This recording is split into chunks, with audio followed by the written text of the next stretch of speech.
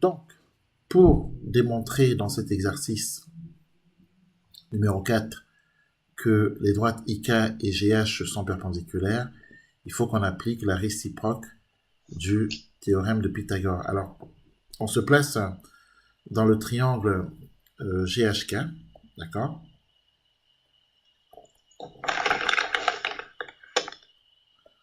On se place dans le triangle GHK. Et dans ce triangle, on a... alors, on va calculer GK au carré. GK au carré... Alors, GK, c'est le côté le plus long. Donc, GK au carré, c'est 4 au carré, c'est égal à 16, d'une part. D'autre part, on calcule HK carré plus HG carré.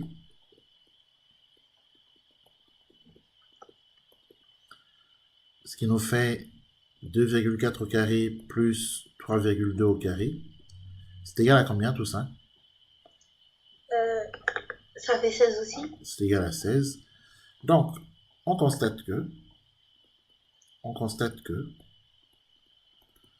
GK carré est égal à HK carré plus HG carré.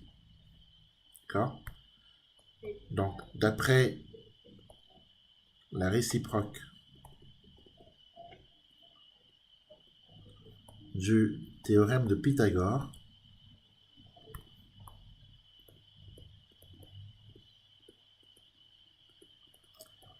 on peut conclure que le triangle GHK est rectangle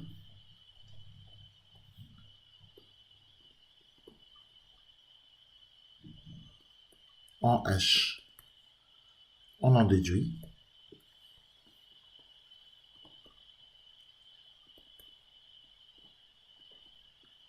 que les droites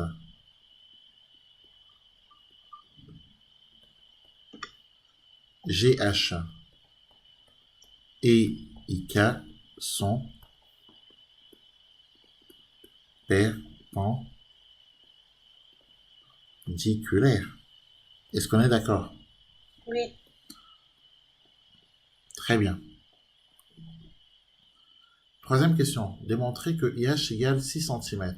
Eh bien là aussi, on va appliquer le théorème de Pythagore. Mais cette fois-ci, on va se placer dans le triangle GIH qui est rectangle en H. Hein? Voilà. Dans le triangle dans lequel on va appliquer la propriété de Pythagore. D'ailleurs, on peut mettre ici un angle droit puisqu'on a démontré que le triangle... on vient de démontrer que le triangle GKH est rectangle en H. Alors, on peut écrire ceci. Le triangle GHI est rectangle en H.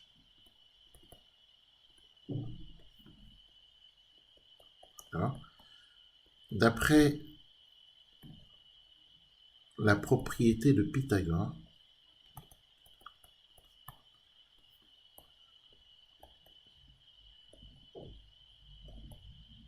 on a hypoténuse au carré, c'est-à-dire GI carré, hein, hypoténuse au carré, qui est égale à la somme des carrés des deux autres côtés, donc égale GH carré plus HI carré. D'accord? Oui.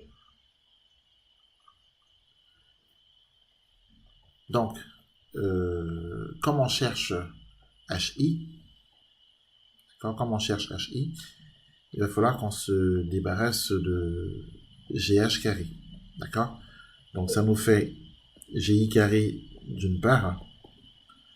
D'autre part, on a GH carré plus HI carré.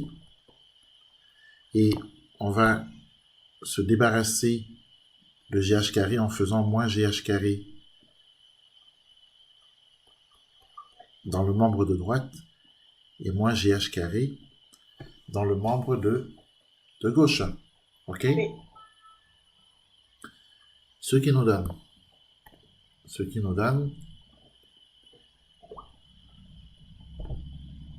alors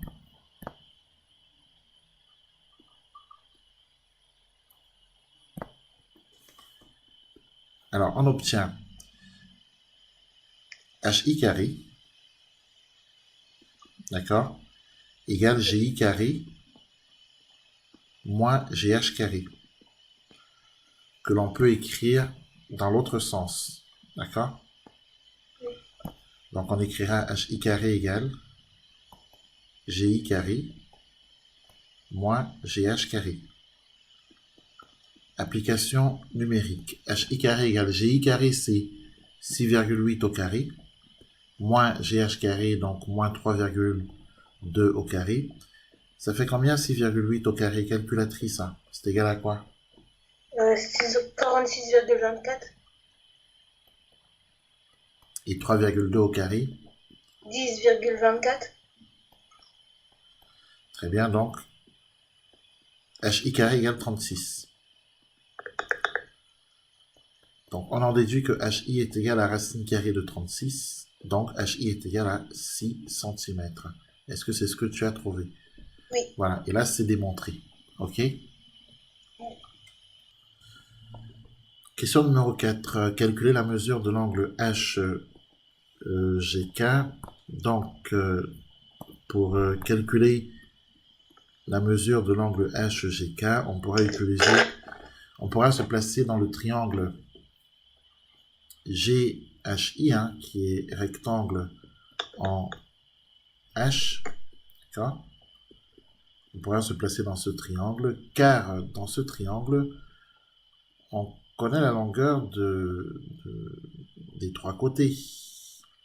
Enfin, du moins, on connaît la longueur d'au moins deux côtés. Et donc, on peut par exemple, dans ce triangle, puisque c'est l'angle qui est ici que nous recherchons, on peut par exemple appliquer le cosinus de cet angle. Car on voit bien que si on veut exprimer le cosinus de l'angle HGI, d'accord, il est égal au côté adjacent sur l'hypoténuse. Hein. Je rappelle la formule SOHCAHTOA. Je ne sais pas si on te l'a apprise. Hein. SOHCAHTOA, sinus égale côté opposé sur hypoténuse, cosinus égale côté adjacent sur hypoténuse, tangente égale côté opposé sur côté adjacent. Donc, ici, il se trouve que le cosinus de l'angle HGI, on est donc ici, ben, c'est le côté adjacent à l'angle HGI. Le côté adjacent à l'angle HGI n'est autre que le côté GH. D'accord? Sur l'hypoténuse, l'hypoténuse, c'est le plus grand côté. Hein, c'est donc sur GI. Voilà. Et donc, à partir de là, on peut écrire que cosinus de l'angle HGI est égal à GH. GH, c'est 3,2 sur GI, donc sur 6,8. D'accord? Alors, à la calculatrice, qu'est-ce qu'on obtient quand on fait 3,2 sur 6,8?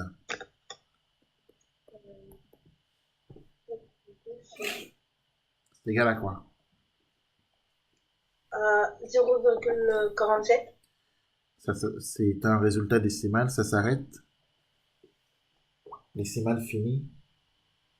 Par 5. Alors, 3,2 divisé par 6,8. Alors, comme c'est un résultat décimal infini, on va rester sur sur 3,2 sur 6,8 qu'on va garder. Donc, ce qu'on va faire, c'est que pour exprimer l'angle HGI, d'accord, on va utiliser la fonction arc cosinus. Donc, on va le faire.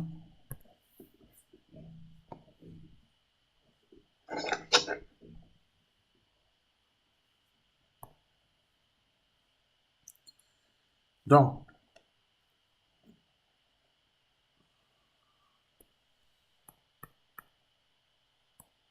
alors déjà, il faudrait que je me mette en mode degré. Alors, en mode degré, parce qu'ici, on est en radian, là. Donc là, voilà, là, là on est en degrés, hein, puisque le sinus de 30 degrés va faire 0,5. Donc, on est en degrés. Alors, est-ce qu'on a la fonction arc? Non, cette calculatrice, elle ne donne pas la fonction arc. Alors, il faut que tu prennes ta calculatrice à toi. Ou alors, attends, on va trouver une autre calculatrice.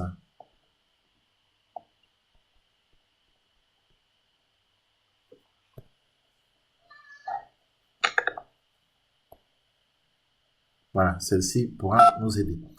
Donc, alors, on se place, on est en degrés là, d'accord? On est en degrés. Donc, pour calculer l'angle HGI, on doit faire arc cosinus, d'accord? Oui. Arc cosinus de 3,2 divisé par 6,8, d'accord? On ferme la parenthèse, et là on a l'angle. Et ça fait 87,25 degrés. Et comme on nous a demandé d'arrondir à combien? Alors comme il fallait qu'on arrondisse au degré près, donc la valeur arrondie au degré près, ça nous fait 87 degrés. D'accord? Oui. Donc égale 87 degrés, et il faut qu'on précise notre arrondi. Donc valeur arrondie au degré près.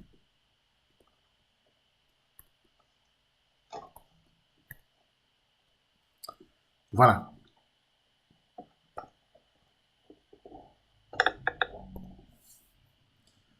Donc, est-ce que tout ça est compris? Oui. Dans les triangles, donc on se place dans les triangles IHG, HLK pour démontrer que, enfin du moins pour appliquer le théorème de Thalès et montrer que LK est égal à 0,4 fois IG. Donc, dans les triangles HJ, HIG et HLK, les droites GI et LK sont parallèles. Voilà. De plus, les droites IK et GL sont séquentes en H1. IK et GL sont séquentes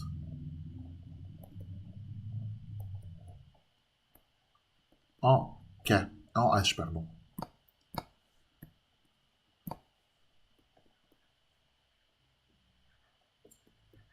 Donc, ces conditions étant réunies, on peut appliquer le théorème de Thalès.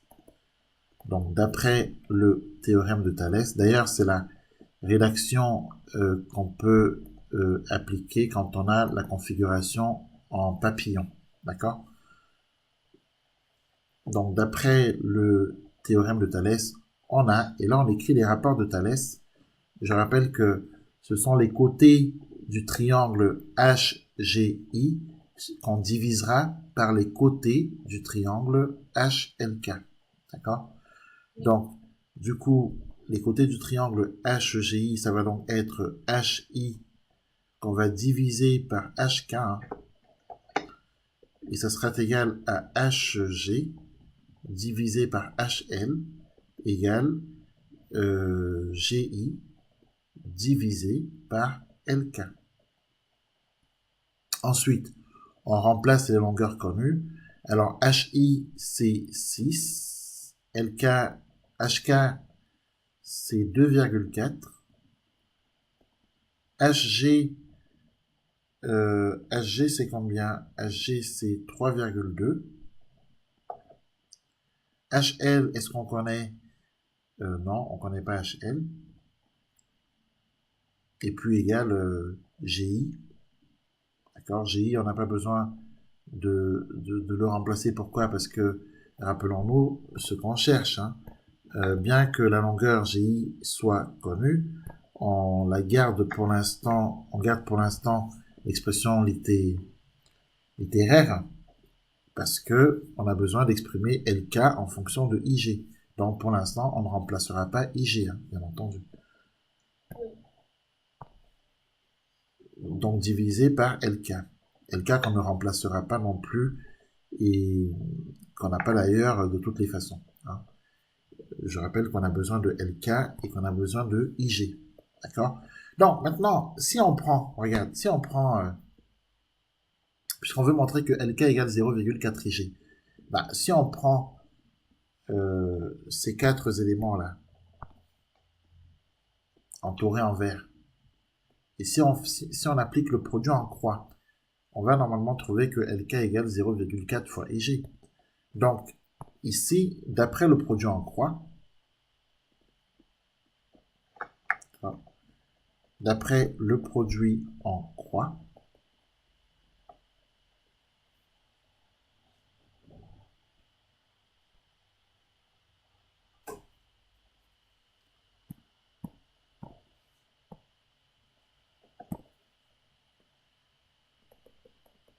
on a, eh bien, on a quoi? On a LK fois 6, d'accord? Oui. Ou si tu préfères, on a LK qui est égal à GI fois 2,4 divisé par 6. Alors, fais 2,4 divisé par 6 et normalement, tu dois trouver 0,4.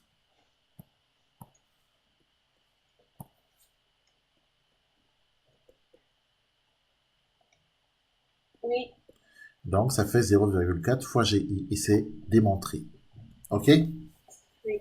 Dans la simple application du théorème de Thalès nous a permis de justifier que LK est égal à 0,4 fois IG. Bien sûr, pour s'en sortir ici, il fallait absolument, hein, évidemment, il fallait absolument penser à la configuration en papillon, hein, puisque on avait ceci au départ. Ensuite, on a construit la parallèle à GI qui coupe la droite GH en L. Donc, ça veut dire qu'on a construit cette droite qui est parallèle à la droite GI. Et du coup, ça nous entraîne la configuration en papillon qui va nous permettre d'appliquer le théorème de Thalès. De cette application, on sortira cette égalité.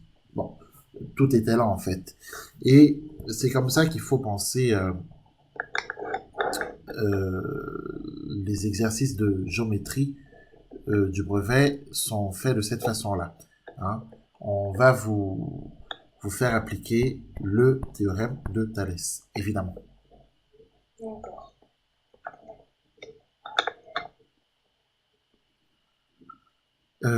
Soit grand A, qui est égal à racine carrée de 75 plus 4 racines carrées de 27. On demande d'écrire grand A sous la forme A racine de 3. D'accord? Oui. Où A est un entier relatif. Donc un nombre entier, quoi. Un entier relatif, c'est un entier positif ou négatif. Donc, pour avoir grand A sous la forme A racine de 3, on va provoquer cela. Bah, on va provoquer cela en multipliant par 3 et en trouvant quel nombre on met ici pour que ce nombre multiplié par 3 fasse 75. Oui. On va faire la même chose de l'autre côté. Quel nombre on multiplie par 3 pour avoir 27? Voilà. Donc, ici, l'on remplit ce qu'on vient de d'écrire.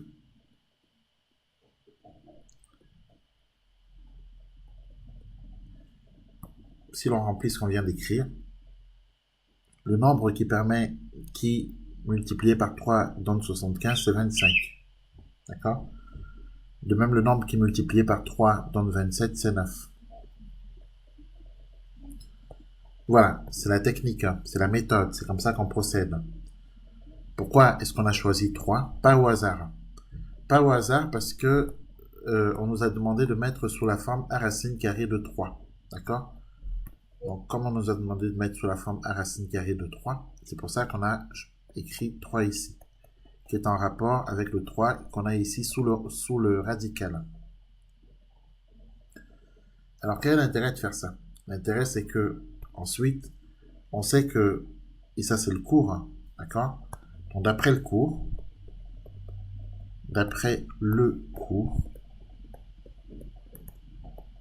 la racine carrée d'un produit, c'est le produit des racines carrées.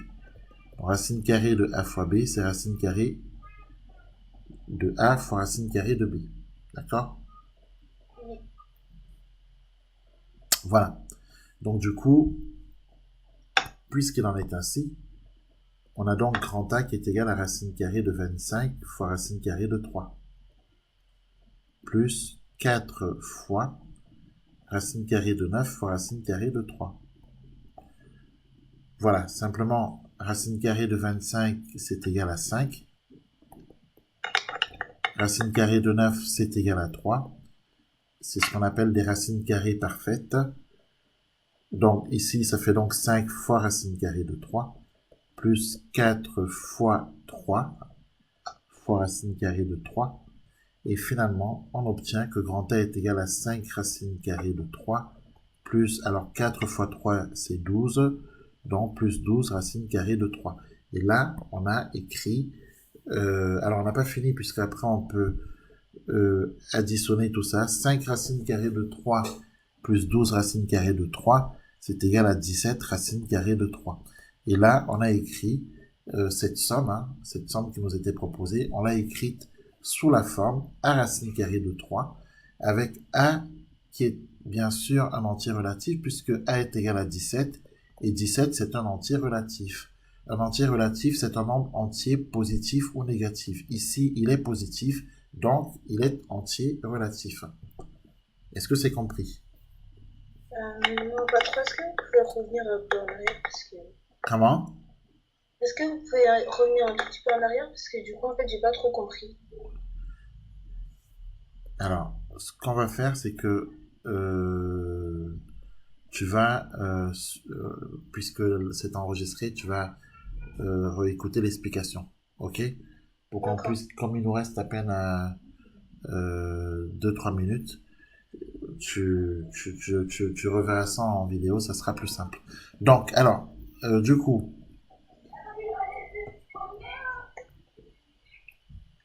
deuxième question.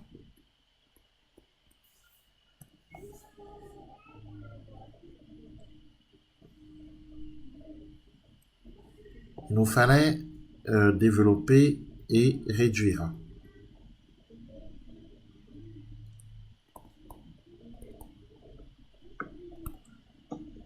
Développer et réduire l'expression grand B égale 5 plus 2 racine carrée de 7, le tout au carré. D'accord? Donc, identité remarquable A plus B, le tout au carré, c'est A carré, plus 2AB plus B carré.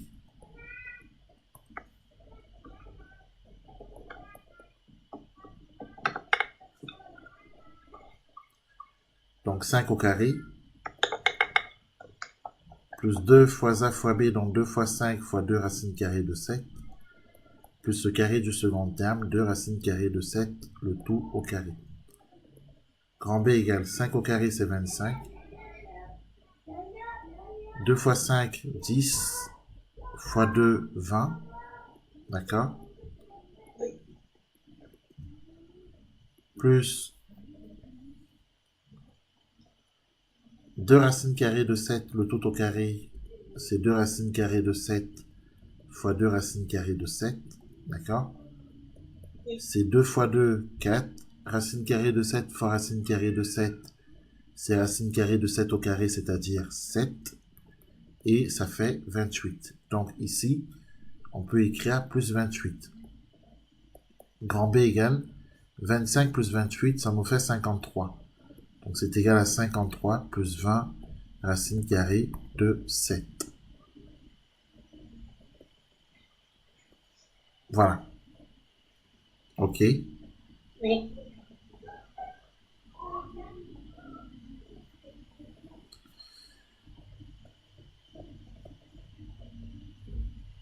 Troisième question. Donnez la valeur décimale arrondie au dixième du nombre racine carrée de 5 plus 3 moins 6 racine carrée de 11. Alors, calculatrice,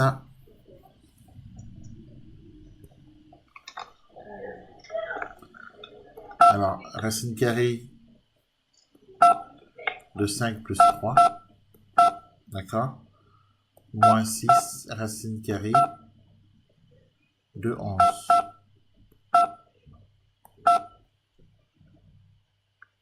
Voilà ce qu'on trouve.